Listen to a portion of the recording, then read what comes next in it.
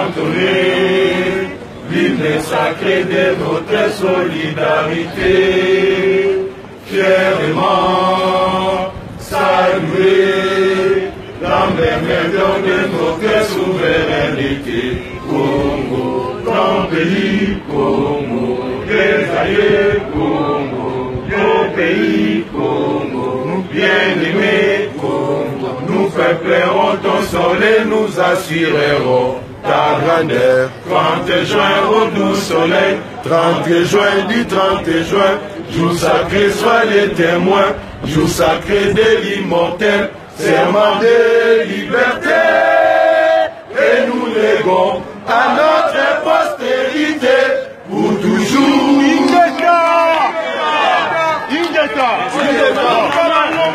Aujourd'hui, nous sommes le 14 juillet 2017, fête nationale de la France. Mais demain, nous serons le samedi 15 juillet, le jour où un fils du pays, soi-disant héritier Watanabe, a défié à tout un peuple contre tout le malheur qu'il subit. Héritier de Watanabe a demandé à faire un concert ici à l'Olympia. Nous demandons à ce que tous les peuples congolais, conscients du malheur qui sévit sur leur peuple, conscients des massacres qui sévissent dans notre pays, conscients de la famine, de la difficulté de vivre au Congolais, de la République démocratique de présent.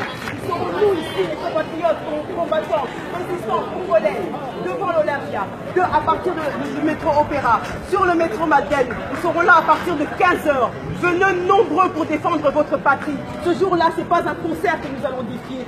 C'est tous les ennemis du peuple congolais, toutes les multinationales, Kabila en personne, Kagame en personne, Museveni en personne, tous ces gens qui tuent le peuple congolais, c'est eux que nous allons nous battre contre eux. Et bien sûr, ce grand homme français qu'on appelle aujourd'hui, c'est celui qui se croit être le Dieu du monde, même le Dieu de la France, Bolloré, qui a permis à ce que l'héritier puisse avoir la salle de l'Olympia gratuitement, qui a usé de son influence sur les ministères influents de la France pour permettre à ce que ce concert puisse avoir lieu. Mais demain, le destin du peuple congolais jouera son avenir demain. La voix du peuple et la voix de Dieu. Et nul n'est au-dessus de Dieu. Les mamans, les femmes, les fillettes, c'est nous qui mettons au monde. L'humanité est en danger. L'humanité congolaise est en danger. Nous devons être là pour montrer que ce que nous mettrons au monde demain auront une place demain dans l'avenir du Congo. Ingeta. On se fait isolé. Même en français. Alors moi j'en appelle à vos mamans.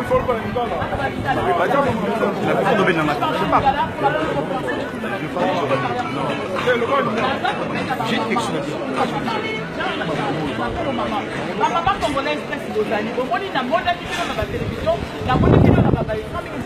Nous a sepeli pour aller les balles à diplôme. Balles à diplôme, licencié, tout ça.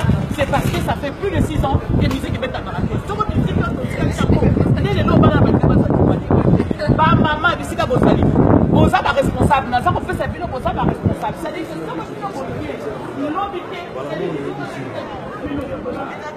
que message à ouais, message à Ali, message à Gendou la tête. Donc, tous en deux soutenir. Nous les bétatés. Nous les bétatés, tous en. Donc, on va abisso tout. Donc, nous les bétatés. Donc, yo motona tembe. Nous les bétatés, ça m'a à charge. Nous les bétatés. Donc, voilà quoi. Lima! Ouais, on est à nous les monter pour pas mal à de mamie, c'est carré bani. Nous les bétatés. Les gars, tu vois, tembe ma bé. On va voir un net, on va tembe, c'est comme une nénine. Paris pas Paris donc si c'est Paris venez ngezana Congo ko ya te pona yo mutu yo lobby total pour mettre de l'homme toloba ingeta toujours ça Elima ouais c'est maître d'abord imbattable là donc y a rien à dire ils ont combat unité donc là combattre maintenant parce que t'es congolais donc t'es congolais pendant nous les bétatés c'est maître d'abord imbattable frérot attention hein. Attention frère, ok? Ingeta toujours. Dadinganga izoro bilé les solariens Ingeta ibobo. Match errara bas spectateur bas elara ba mona ba metteur en scène bato ba osala ke Congo lobby bondima bilongi yango bilongi ekamba Congo lobby yango on n'a pas de choix. On va pas laisser à des bouffons nous diriger, non, pratiquement impossible quoi. Donc ceux qui doivent nous diriger doivent être à la hauteur. Ingeta.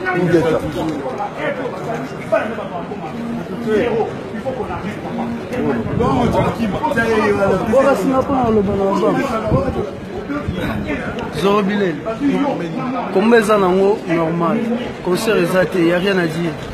Il y a mambo baloba trop té ko gang national té bo son impact na importance.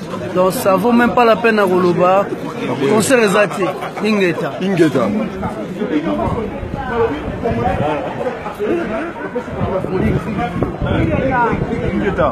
Message na moko kamwa parce que awa ba resto du cœur ba sala ba concert oyo ensemble pour aider mboka na bango. Mais tozo kamwa ya bino ata mukolo moko te bolo ba ke non to sala te ya biso nyonso pour to aider Congo. Mais bino bo sala ba concert ya bino ya bana bino héritier ba deflara PPT yeba ke biso to zala wana olinga te to kozana ba dernier concert ebeta te biso to abana ba koko okundela toujours mabele eza ya biso eza pe ya yo héritier comme yo defait olinga te lobi okobeta te sola mopeti lobi okobeta te Peuple congolais, oyez! Résistant combattant, oyez! Est-ce que Congolais à Kobanga? Est-ce que résistant combattant à Kobanga? Paris ne tombera jamais! Paris ne tombera jamais! Paris ne tombera jamais! Peuple congolais, boyabino yo sur lobby, samedi le 15 juillet, Torokuta na métro Madeleine et na métro Opéra. Soki bokoya même à partir ya midi, ba o bakoya kolala lelo, boya tolala nesika wana. Nenge tolobaki, la patrie à la victoire, nous vaincrons. La patrie à la victoire, nous vaincrons. La patrie ou la mort, nous vaincrons. La patrie à la victoire, nous vaincrons. La patrie ou la mort, nous vaincrons.